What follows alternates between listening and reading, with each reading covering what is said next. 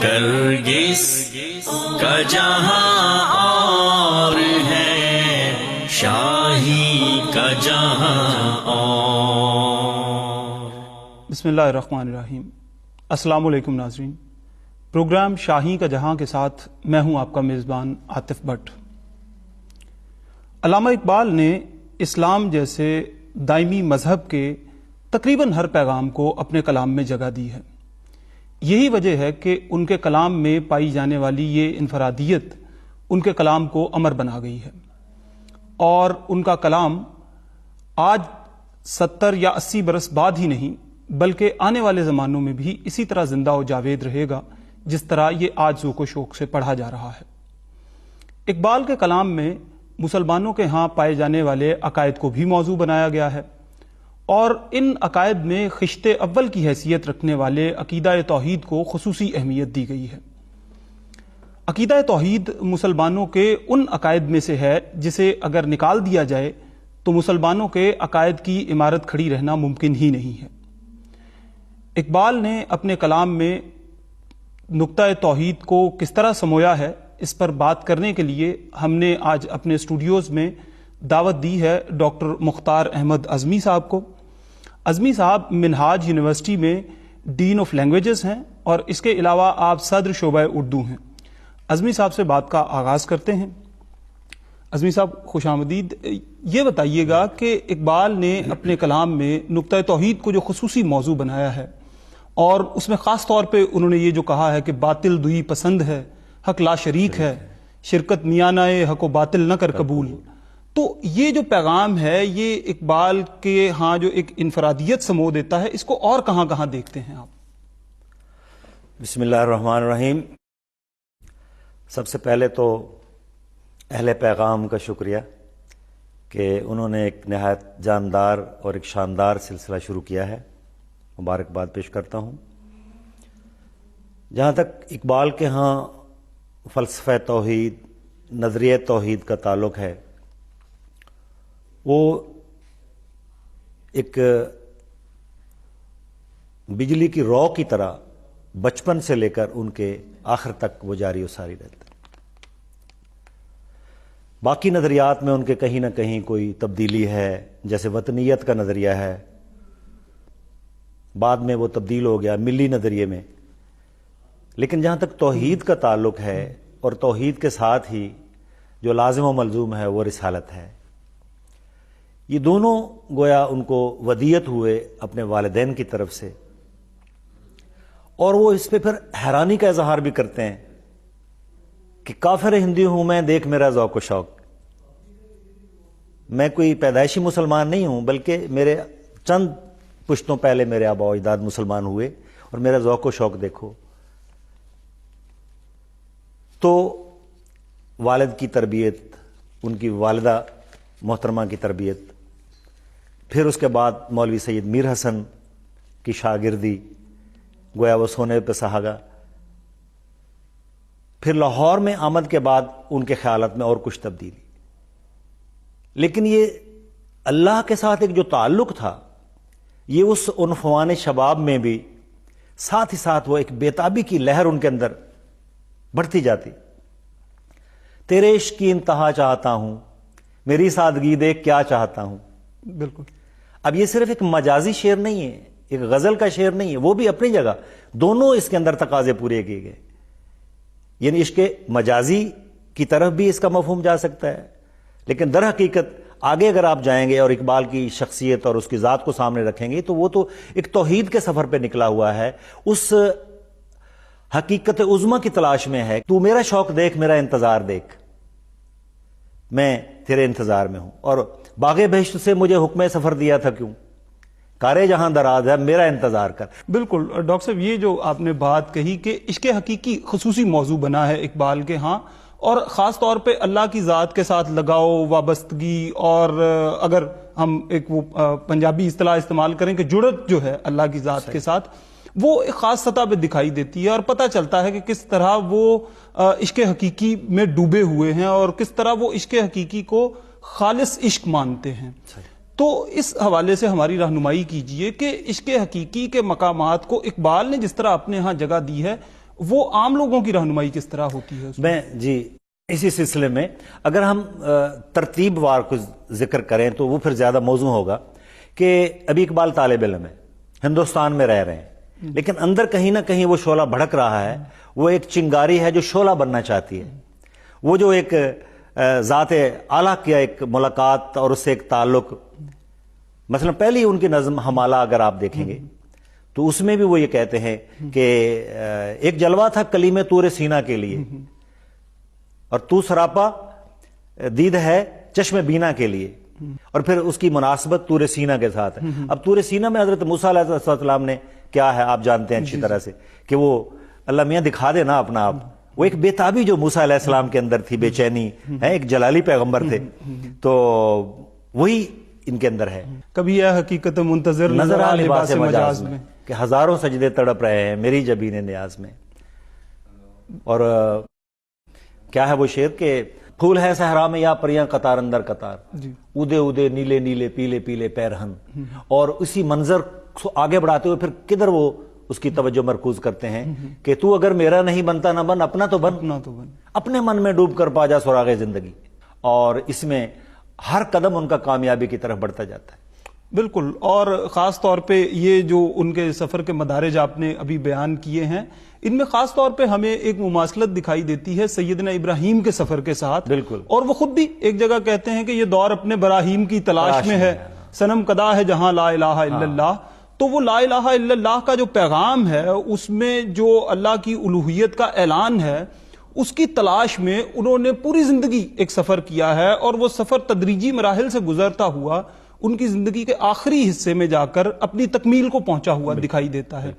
تو آخر میں خاص طور پہ انہوں نے جو کلام کہا ہے وہاں تو اس طرح بہت سی چیزیں ہیں، تو کچھ اس سلسلے میں ہماری رہنمائی کی۔ میں اس سلسلے میں آتا بھائی ترتیب وار میں آ رہا ہوں۔ یہ تو ان کا ابتدائی زمانہ ہے، پھر وہ ان کو موقع ملتا ہے پی ایچ ڈی کے لیے، باہر اطلاع کے لیے انگلستان جانے کا۔ اچھا، یہاں اس ماحول سے جب نکلتے ہیں، انگلستان کا ایک اور ہی ماحول ہے، یورپ کا ایک اور ہی ماحول ہے، اور وہاں جو اقبال کہتے ہیں وہ میرے آپ سب کے لیے ایک مشعل راہ ہے۔ وہ کہتے ہیں زمستانی ہوا میں گرچہ تھی شمشیر کی تیزی، نہ چھوٹے مجھ سے لندن میں بھی آداب سحر خیزی۔ سبحان اللہ، تہجد میری لندن میں بھی نہیں چھوٹی۔ ہمارے لیے تو 5 وقتہ نماز پڑھنا مشکل ہو رہا ہے، سردی زیادہ ہے، گرمی زیادہ، یہ اور وہ صوبان ہے، اور وہ لندن کی جو مائنس سم تھنگ جو سردی ہے اس کے اندر بھی وہ کہتے ہیں میں اس پانی سے وضو کرتے ہوئے اور میری تہجد قضا نہیں ہوئی ہے۔ یہ کون سی چیز ہے اور کون سا چیز ہے جو ان کو انسان کو بیدار کر دیتی ہے، جو اس کو کہتی ہے بستر کو چھوڑ دو، کہ وہ میرا رب مجھ سے کیا چاہتا ہے، وہ کتنا مہربان ہے مجھ پہ، اس نے اور کیا تقاضا کرتا ہے میرے ساتھ۔ اسی تال میل کے ساتھ پھر وہ آگے بڑھتے چلے جاتے ہیں۔ پھر اس کے بعد جب واپس آتے ہیں تو پھر آ کے وہ شکوہ جواب نظم لکھی، اس میں بھی اللہ کے ساتھ وہی ڈائلاگ ہیں جس پہ کفر کے فتوے بھی لگے کہ یہ کوئی اللہ تعالیٰ کے ساتھ نعوذ باللہ کوئی ایسی ویسی بات کر دی انہوں نے۔ اس نے کہا نہیں، یہ تو ایک محب اور محبوب کا تعلق ہے آپس کے اندر، وہ ہمیں کیوں نہیں لفٹ کراتا آج کی زبان میں؟ ہم وہی ہیں، ہم وہی سوختہ سامہ ہیں، تجھے یاد نہیں ہے جی؟ غیروں پہ عنایات ہیں، ہم پہ عنایات نہیں۔ اور پھر اس کے بعد 3-4 سال بعد جب پھر جواب شکوہ لکھی تو پھر اسی ٹون میں اس سے زیادہ سخت اس کا جواب دیا گیا کہ تم یہ مسلمان ہو، میں تم پہ پھر اس طرح سے مہربانی کروں، نہ تمہارے اندر عمل ہے، نہ اخوت ہے، نہ بھائی چارہ ہے، نام لیتا ہے اگر کوئی ہمارا تو غریب ہو کے جا کے مسجد میں سفارا تو غریب، عمرا نشہ دولت میں ہے غافل ہم سے، زندہ ہے ملت بیضا غربا کے دم سے۔ بالکل، اور یہاں وہ نبی مکرم صلی اللہ علیہ وسلم کی جو حدیث ہے فطوبى للغرباء، وہ بھی خاص طور پہ جھلکتی ہوئی دکھائی دیتی ہے کہ غریبوں کے لیے ہی خوشخبری ہے کہ اللہ کے پیغام کو، اللہ کی توحید کے علم کو وہی تھامے ہوئے ہیں اور وہی اسے لے کر آگے بڑھ رہے ہیں۔ اسی بات کو انہوں نے بڑھایا، اسی جواب شکوہ میں پھر آخر میں جب اس کا کنکلوژن یا اس کا نتیجہ نکالا کہ پھر یہ کہا کہ اب اس کا طریقہ یہ ہے کسی یکجائی سے اب عہد غلامی کر لو، ملت احمد مرسل کو مقامی کر لو، اور کی محمد سے وفاتون ہے تو ہم تیرے ہیں، یہ جہاں چیز ہے کیا لوح قلم تیرے۔ بالکل، اور یہی ان کے پیغام کی خاصیت ہے کہ وہ نبی مکرم صلی اللہ علیہ وسلم سے وفا کو اور ان کے پیغام سے لگاؤ کو اتنی اہمیت دیتے ہیں۔ وہ کہتے ہیں کہ جو اس طرف آ جائے گا پھر وہ اللہ تعالیٰ نے جو خود کہا ہے کہ وہ بندہ جو میرے رستے میں چلتا ہے میں اس کے ہاتھ بن جاتا ہوں جن سے وہ کام کرتا ہے، میں اس کے پاؤں بن جاتا ہوں جن سے وہ چلتا ہے، میں اس کی زبان بن جاتا ہوں جس سے وہ بولتا ہے. تو یہی اقبال نے اپنے ہاں اس بات کو جگہ دی ہے. وہ کہتے ہیں کہ یہ چیزیں جو ہیں یہ اپنے اندر اگر پیدا کرتے ہو تو پھر خدا جو ہے وہ تمہارے ساتھ اس طرح پیش آئے گا جیسے تم چاہتے ہو. خود ہی کو کر بلند اتنا کہ ہر تقدیر سے پہلے خدا بندے سے خود پوچھے بتا تیری رضا کیا ہے. تو ڈاکٹر صاحب ہم اس موضوع کو لے کے اسی موضوع کو آتے بھائی جو ہم ترتیب وار چل رہے ہیں نا، تو ہندوستان کا ایک دور ہے ان کا عنفوان شباب کا، پھر اس کے بعد انگلستان کا ایک دور ہے مشاہدات کا، تجربات کا. اس میں بھی وہ توحید کو نہیں بھولے اور توحید کا رشتہ اور پکا ہوتا گیا. جب واپس آتے ہیں تو پھر وہ کہتے ہیں کہ میرا اللہ اگر میرا ہے تو اب میرا کیوں نہیں ہے. بالکل بالکل. ہم پہلے ہم اب برسر اقتدار کیوں نہیں، اب ہمارے اندر آزادی کیوں نہیں، ہم غلامی میں کیوں چلے گئے، ہم زوال میں کیوں چلے گئے. بالکل. اب جو ان کا دور شروع ہوتا ہے تیسرا دور جو ہم ماہرین کہتے ہیں کہ وہ میچور دور ہے، وہ اب پختگی کا دور ہے. اب توحید کے ساتھ رشتہ، اپنے اللہ کے ساتھ رشتہ، وہ ان کا استوار ہو گیا ہے جس کا بھی آپ نے بھی ذکر کیا. اور وہ جو ایک نظم بھرپور ہے جس کی ردیف ہی لا الہ الا اللہ ہے وہ وجود میں آتی ہے کہ خود ہی کا سر نہاں لا الہ الا اللہ اور خود ہی ہے تیغ فساں لا الہ الا اللہ. بالکل. یہ دور اپنے براہیم کی تلاش میں ہے، صنم کدہ ہے جہاں لا الہ الا اللہ. اور یہ نغمہ فصل گل و لالا کا نہیں پابند، قابل غور ہے. جی بالکل.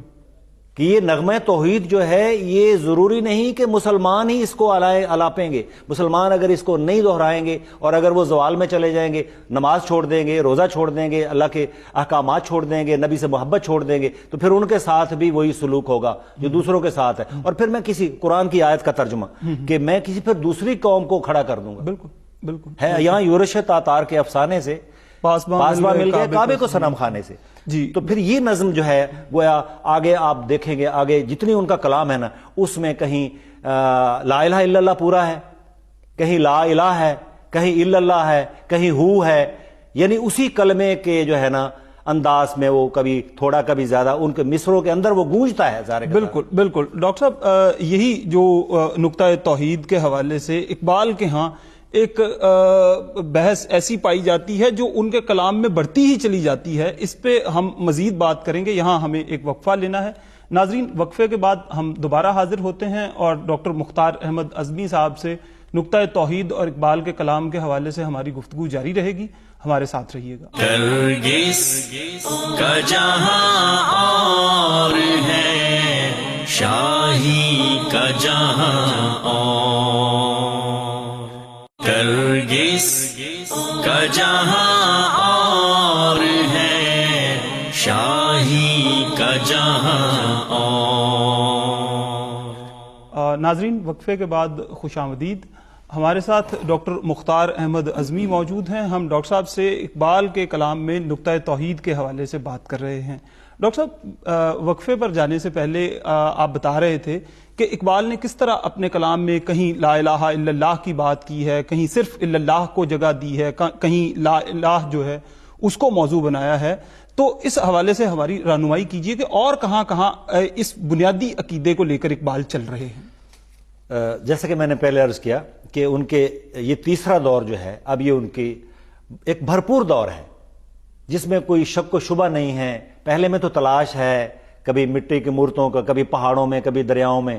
دوسرے میں ایک انگلستان کا ایک اور ماحول ہے جس میں چکا چوند ہے، لیکن اس میں بھی وہ وضو کرتے ہیں اور اپنے اللہ سے لو لگانے کی کوشش کرتے ہیں اور اس کو دریافت کرنے کی، اس کو کیچ کرنے کی کوشش کرتے ہیں کہ وہ میرا ہو جائے. اور اس کے بعد پھر میں تو جب واپس آتے ہیں تو اس کے بعد وہ اپنے اس انتہا پہ ہیں جہاں پھر کلمہ جو ہے وہ بار بار گونجتا ہے ان کی شاعری کے اندر. ایک شعر آپ نے طلوع اسلام نظم میں کہ خدائے لم یزل کا دست قدرت تو زباں تو ہے، یقین پیدا کرے غافل کے مغلوب گماں تو ہے. بالکل. اب یہ تیرا کیوں نہیں؟ چونکہ وہ تو اس معراج پہ پہنچ چکے تھے، اس منزل پہ پہنچ چکے تھے. چاہتے تھے کہ پوری قوم اور اہل علم جو فلسفوں میں گم ہو گئے ہیں، جو سیاست میں رل گئے ہیں، جو معیشت کی چکی میں پس رہے ہیں، بھئی آؤ ہر چیز کا حل جو ہے وہ اللہ کے ساتھ ایک لو کے اندر. تو وہ بار بار وہی ان کے اشعار کے اندر وہ نغمہ گونجتا ہے جس میں ایک مکاں فانی مکی آنی ازل تیرا ابد تیرا. بالکل. یہ ردم ان کے اندر آتی ہے.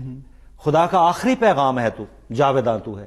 اب یہ کتنی بڑی خوشخبری ہے. آپ ذرا تصور کریں جب اقبال یہ کلام لکھ رہے ہیں، 20ویں صدی کا آغاز ہے تقریباً، ٹھیک ہے نا، اس میں مسلمان قوم کو پتہ ہی نہیں ہے. اب وہ اس پہ تکیہ کیے بیٹھے ہیں کہ ہاں اب غلامی ہی ہمارا مقدر ہے. اندھیرے دور دور تک چھائے ہوئے ہیں، کہیں آزادی کا نام و نشان نہیں ہے. اور اقبال کیا پیغام دے رہے ہیں کہ خدائے لم یزل کا دست قدرت تو زباں تو ہے، اور خدا کا آخری پیغام تو ہے. بالکل. اور زمانے پہ چھا جا. بالکل. ٹھیک ہے. اور یہ پیغام میں سمجھتا ہوں پھر ان کے سیاسی خطبات کے اندر بھی جو علامہ اقبال نے دیے، اس میں بھی ہے مذہب کی روشنی میں کس طرح سے ہم ایک مذہبی تجربہ جو ہے وہ ہو سکتا ہے. اب یہاں تو ایک فلسفہ رہ گیا، یونان کا فلسفہ، ایران کا فلسفہ، ہندوستان کا فلسفہ، جس میں کہیں 2 خدا ہیں، کہیں 3 خدا ہیں، کہیں بہت سارے خدا ہیں.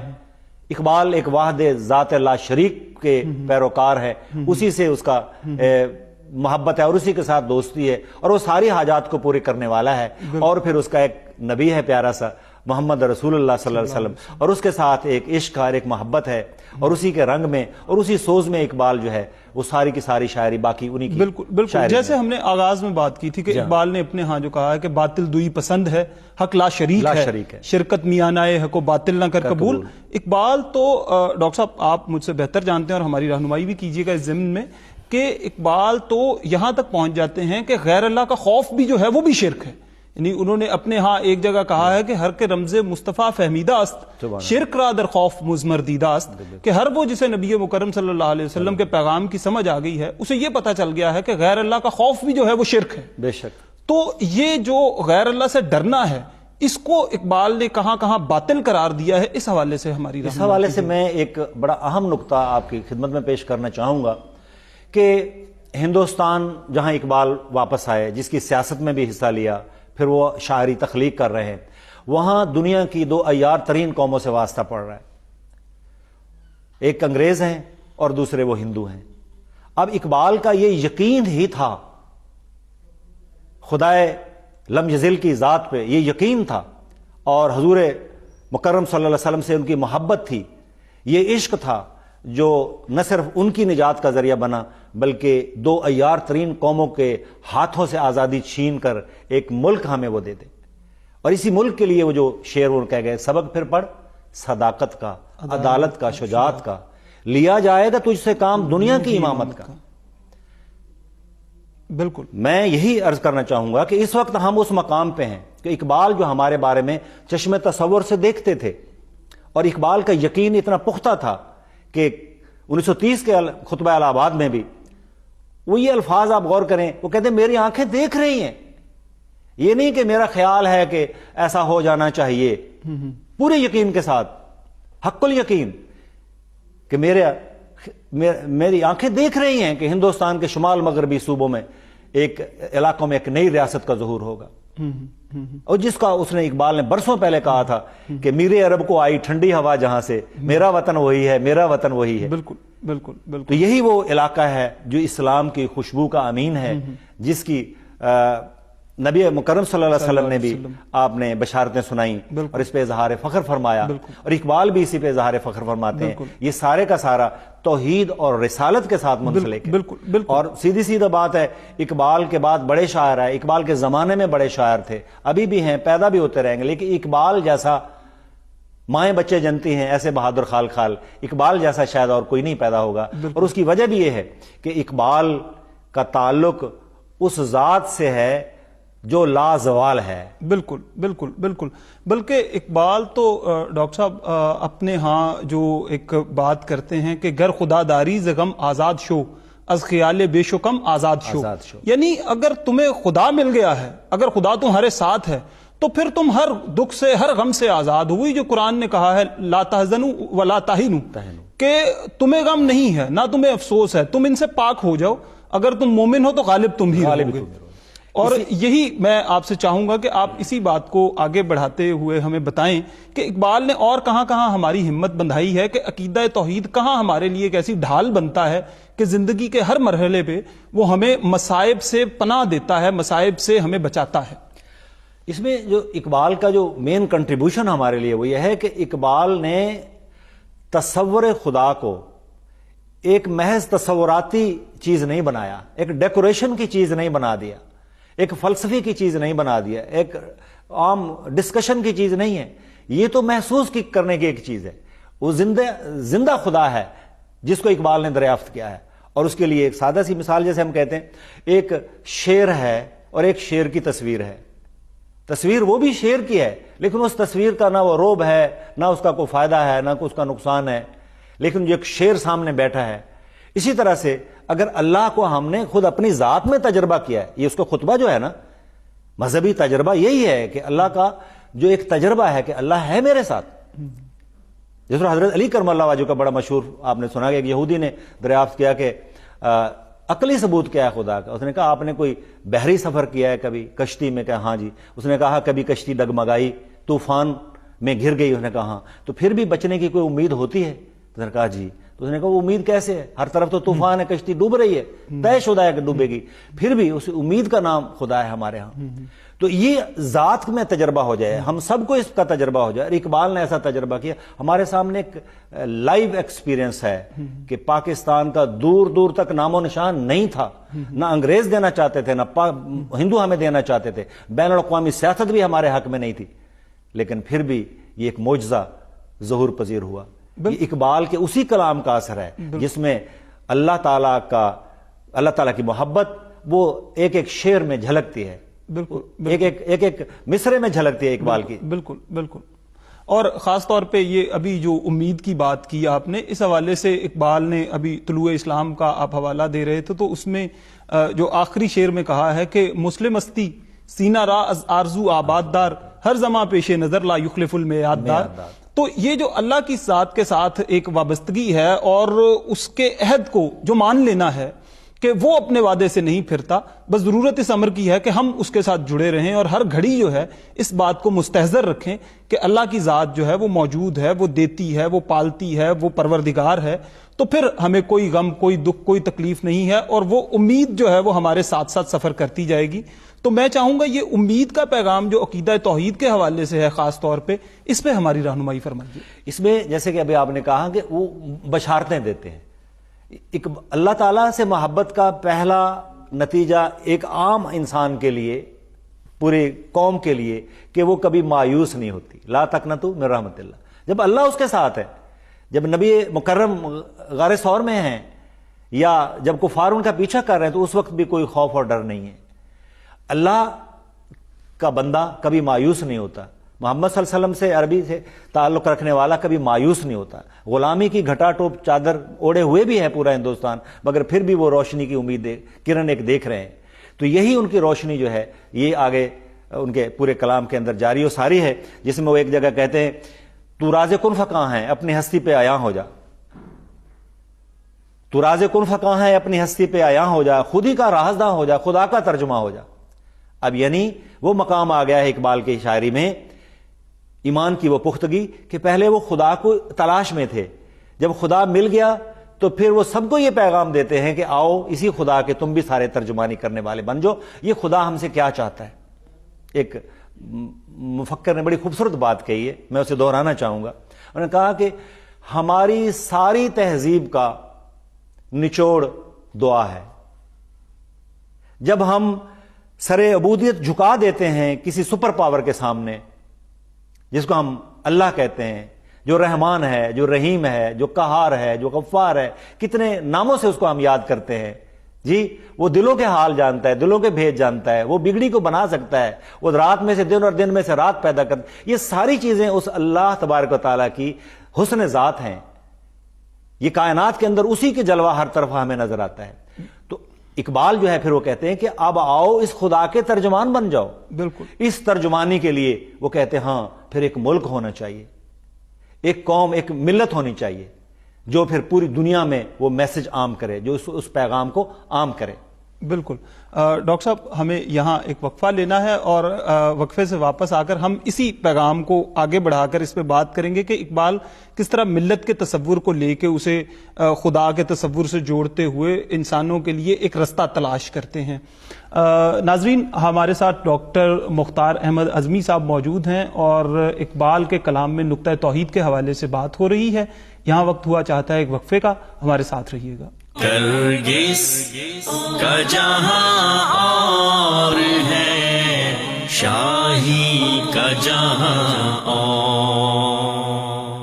करगिस का जहां और है, शाही का जहां और। नाज़रीन, वक्फे के बाद एक बार फिर से खुशामदीद। हमारे साथ डॉक्टर मुख्तार अहमद आज़मी साहब मौजूद हैं। डॉक्टर साहब से हम नुक्ता तौहीद के हवाले से बात कर रहे हैं और ख़ुसूसन कलाम इकबाल में नुक्ता तौहीद के कौन कौन से मज़ाहिर हमें दिखाई देते हैं। डॉक्टर साहब, इकबाल ने अपने कलाम में एक जगह कहा है कि न कहीं जहां में अमा मिली, जो अमा मिली तो कहाँ मिली, मेरे जुर्म खाना खराब को तेरे अफवे बंदा नवाज में। तो ये जो उम्मीद का एक पैगाम है कि अल्लाह जो है वो हर वक्त बंदे का हाथ थामने को तैयार है, ये और कहाँ आप देखते हैं इकबाल के कलाम में? मैंने जैसे पहले भी अर्ज किया कि इकबाल के यहाँ वैसे तो शुरू से एक करंट की तरह ये सिलसिला दौड़ता नजर आता है। उनकी एक बेताबी, रूह की बेताबी, एक तलाश और इस ज़ाते वहदहुल्ला शरीक के साथ उसका एक ताल्लुक वो बनाना चाहे तो ये, लेकिन जब वो तीसरा उनका दौर होता है उसमें तो फिर ये बेताबी और ज्यादा बढ़ जाती है। यही पैगाम कुरान पढ़ते हैं, अल्लाह का कुरान है, अल्लाह का पैगाम है, उनकी आंखें भीग जाती हैं और वर्क तर हो जाते हैं रोते रोते। और फिर वही कलाम रब्बानी जो है, पैगाम रब्बानी, वही उनकी शायरी का हिस्सा बन जाता है। शेर कहते हैं तो वो ढले ढलाए कुरानी आयात के तर्जुमे हैं गोया। और फिर जब नबी बरहक सल्लल्लाहु अलैहि वसल्लम की मोहब्बत का जिक्र आता है तो फिर वो कहते हैं कि मैं, वो जो रुबाई बड़ी मशहूर, तो गनी अज हर दो आलम मन फकीर, रोजे मैशर ओजर हाय मन पजीर, वर हिसाबम रातबीनी नागुजीर अज निगाह मुस्तफा पन्हा बगीर। तो वो एक नदामत का एहसास भी है और बहुत बड़ी आरजू। किसी ने कहा कि आप जा रहे हैं यूरोप के सफर पे तो आप रोज़ा रसूल पर भी हाजिरी दे दे। तो आपने फरमाया कि मैं, ये कोई ज़िमनी काम नहीं है, मैं बतौर ख़ास जाऊंगा और सिर्फ उसी दरबार पे हाजिरी के लिए जाऊंगा, दुआ के लिए जाऊंगा, ज़ियारत के लिए जाऊंगा, ये ज़िमनी काम नहीं है कोई। तो गोया अल्लाह की मोहब्बत, फिर अल्लाह के नबी की मोहब्बत और फिर नबी मोहतरम सल्लल्लाहु अलैहि वसल्लम की उम्मत की मोहब्बत, और फिर उसमें से आगे हिंदुस्तान के जो मुसलमान हैं उनकी बका की फिक्र, बिल्कुल, जो ये मसाजिद से मोहब्बत, बैतुल्लाह से मोहब्बत, कुरान से मोहब्बत, ये जो मज़ाहिर हैं इन्हीं के साथ गोया ये सारे इश्क़ इलाही की निशानियां हैं। तो अल्लामा इकबाल की बाकी सारी जिंदगी इसी में बसर हुई। और जैसे उन्होंने कहा कि मिटा दिया मेरे साकी ने आलम मनो तू, मिटा दिया मेरे साकी ने आलम मनो तू, पिला के मुझको मैं ला इलाहा इल्लल्लाहु। बिल्कुल, जैसे कि मैंने पहले कहा, वो कलमा पूरा या आधा हिस्सा या चौथाई हिस्सा वो उनके मिसरों में बार बार आता है। और इसी वास्ते ये जिंदा मिसरे हैं, ये जिंदा शायरी है, क्योंकि जो अल्लाह के साथ लग गया वो अब तक याद रहेगा। जब तक अल्लाह का नाम रहेगा वो शायरी जिंदा रहेगी, वो औराक जिंदा रहेंगे, चाहे कुरान के औराक हैं, वो गिलाफ काबा है, या अल्लाह के साथ जिसका भी ताल्लुक हो गया, या वो मस्जिद की एक ईंट भी है जिसका ताल्लुक अल्लाह के साथ है, वही उसकी निजात का जरिया है, उसकी बका का जरिया है। बिल्कुल, इसीलिए इकबाल ने अपने कलाम में जो कहा है कि कुव्वते ईमा हयात अफ़ज़ा यदत विरद ला खौफुन अलैहिम बा यदत, के वो जो ला खौफुन अलैहिम का विरद है, यानी अल्लाह ने वो जो पैगाम दिया है कुरान में, वो तुम्हारे साथ है और उस पैगाम को बस थामने की जरूरत है, बस आगे बढ़कर उसे हाथ में लेने की जरूरत है, और फिर तुम चलते ही जाओ और फिर तुम्हारे लिए सारे रास्ते जो है वो खुले हुए हैं। और इकबाल ने खुद भी इसी उम्मीद को साथ रखा है और हर जगह पे नाउम्मीदी जो है या यास जो है या हुज़्न जो है या मलाल जो है उसको उन्होंने कंडेम किया है और उसके बारे में कहा है कि ये इंसानों में बुनियादी तौर पर वो जो खुदा से दूरी है उसको पैदा करता है। तो इस हवाले से डॉक्टर साहब खास तौर पे ये जो खौफ से निजात है, इसको इकबाल ने कहां कहां और जगह दी है अपने यहाँ, खास तौर पे तौहीद से जुड़ने के हवाले से? मैंने अर्ज किया पहले कि अल्लाह की मोहब्बत वो इंसान को बेखौफ बनाती है। इकबाल भी इसका बार बार इजहार करते हैं कि यही रहा है अजल से कलंदरों का तरीक, جو بھی زمانہ چاہے مخالف ہے ان کی زبان پہ کلمہ حق رہے گا اور وہی کامیاب ہونے والے ہوں گے. یقین سے بھرا ہوا یہ پیغام، ایمان سے بھرا ہوا یہ پیغام، یہ وہ امت کو دیتے ہیں. اور اس کے بعد وہ مغلوب گماں ہے، اس کے جو خامیاں ہیں اس حوالے سے ان کی وہ نشاندہی کرتے ہیں کہ ان خامیوں کو قابو میں لاؤ تاکہ اللہ کے ساتھ تمہارا تعلق اور زیادہ مضبوط ہو جائے. بالکل، وہ تو بلکہ جو انہوں نے کہا ہے کہ بیم غیر اللہ عمل را دشمن است، کاروان زندگی را رہزن است، کہ جو غیر اللہ کا خوف ہے یہ تمہارے دل میں جب آ جاتا ہے تو یہ تو ایک تو عمل کا دشمن ہے، دوسرا جو کاروان حیات ہے تمہارا یہ اس کا رہزن ہے، یہ اسے لوٹ لیتا ہے. آئینے جمع مردہ حق گوئی و بے باکی، اللہ کے شعروں کو آتی نہیں روباہی. بالکل.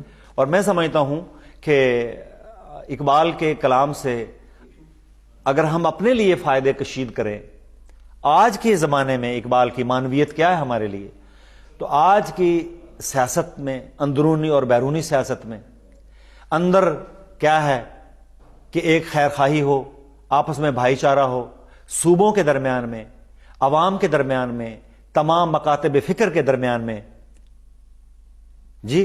اور جب مقابلے پہ دشمن آ جاتا ہے تو پھر ہم سیسا پلائی ہوئی دیوار بنتے ہیں. بالکل بالکل. گزر جا بن کے سیلے تند روکو ہو بیاباں سے، گلستان راہ میں آئے تو جوئے نغمہ خاں ہو جا. بالکل. اندر ہم ایک گلستان کا ماحول ہے، پاکستان کا ماحول، امت مسلمہ کا ماحول، ہم آپس میں شیر و شکر ہو جائیں. اشداء علی الکفار رحماء بینہم. بالکل. اور جب ہم باہر ہیں تو پھر ہم ہو سیسا ہلکا پلائی ہوئی یارا دیوار تو بریشم کی طرح نرم، رزم حق و باطل ہو تو فولاد ہے مومن. اور افسوس کی بات یہ ہے آتے بھائی کہ اس وقت ہم اس کے بالکل الٹ چل رہے ہیں سارے کے سارے. من حیث القوم آپس میں ہم سر پھٹول ہے، آپس میں لڑائیاں ہیں، آپس میں نفرتیں ہیں، اور دوسروں کے ساتھ، غیروں کے ساتھ، دشمنوں کے ساتھ پیار ہے، اور ان کے آگے ہم بچ جاتے ہیں. ہمیں اقبال کے کلام کی روشنی میں اپنے رویوں پہ غور کرنا چاہیے. اقبال کیا کہتا ہے، اقبال کا پیغام توحید ہمیں کیا سمجھاتا ہے، اللہ والے کیسے ہوتے ہیں، اور نبی اکرم صلی اللہ علیہ وسلم کے پیغام کو ماننے والے کیسے ہوتے ہیں. ہمیں اس پہ غور کرنا چاہیے اور اس پہ عمل کرنا چاہیے. اقبال کہتے ہیں کہ شوق میری لے میں ہے، شوق میری نے میں ہے، نغمہ اللہ میرے رگو پے میں ہے. تو یہ جو شوق ہے، یہ عشق اور یہ محبت، اسی کو عام کرنے کی ضرورت ہے. بالکل. اسی کو پھیلانے کی ضرورت ہے. بالکل. اور خاص طور پہ نبی مکرم صلی اللہ علیہ وسلم کے عمل میں ہمیں یہ جو بات دکھائی دیتی ہے، اور اقبال خود بھی اپنے ہاں کہتے ہیں کہ بمصطفیٰ برساں خیش را کے دی اوست، اگر بہ نہ رسیدی تمام بول حبیث. تو یہی ہے کہ نبی مکرم صلی اللہ علیہ وسلم کا وہ جو پیغام ہے، اور نبی مکرم صلی اللہ علیہ وسلم کی جو ذات اقدس ہے، اس سے جڑ جانا اور اس سے جڑ کر نقطہ توحید کو پا جانا اصل میں حیات کا مقصد تو یہ ہے. اور اقبال نے بھی اسی بات کو اپنے ہاں موضوع بنایا ہے، اور اسی بات کی طرف ہماری توجہ دلائی ہے کہ ہم آگے بڑھیں اور اس پاک ہستی کا دامن تھامیں جو ہمیں اپنے ساتھ لے کر چلتے ہوئے اللہ کی ذات تک پہنچے گی. وہی جو اللہ تبارک و تعالیٰ کے ساتھ جو چیز بھی نسبت رکھتی ہے، اللہ کا رسول صلی اللہ علیہ وسلم، اللہ کا کعبہ، اللہ کا قرآن، اللہ کے بندے، اللہ کی مسجد، اللہ کے نام پہ جو بھی کام ہو رہا ہے، وہی ہمارے لیے محور و مرکز ہے. اور اقبال کی شاعری بھی ہمیں یہی پیغام دیتی ہے، عزائم کو سینوں میں بیدار کر دے، نگاہ مسلمان کو تلوار کر دے. یہ دعا جیسے میں نے پہلے کہا کہ بار بار اللہ تعالیٰ سے، اللہ تعالیٰ جو کچھ مجھے عطا فرمایا ہے، دیکھا ہے جو کچھ میں نے، اوروں کو بھی دکھلا دے. تو کاش ہم بھی اقبال کی نظر سے دیکھ سکیں، اور اس اللہ تبارک و تعالیٰ کی محبت وہ ہمارے اندر بھی آ جائے، اللہ کے پیارے رسول محتشم صلی اللہ علیہ وسلم کی محبت ہمارے اندر بھی آ جائے، امت کی محبت ہمارے اندر بھی آ جائے، اور اسی بیت اللہ کو ہم اپنا ایک مرکز بنا لیں. اور یہ پاکستان جو حاصل ہی اسی نغمہ توحید کے نام پہ کیا گیا، اسی کلمہ لا الہ الا اللہ محمد رسول اللہ کے نام پہ حاصل کیا گیا افکار، یہ ہمارے لیے بہت بڑی خوش بختی ہے. اللہ تبارک و تعالیٰ جب کسی قوم پہ راضی ہوتے ہیں تو اس کو عظیم انسان تحفہ دیتے ہیں، اور جب ناراض ہوتے ہیں تو وہ پھر قوم زوال میں چلی جاتی ہے، اس میں بڑے آدمی نہیں ہوتے.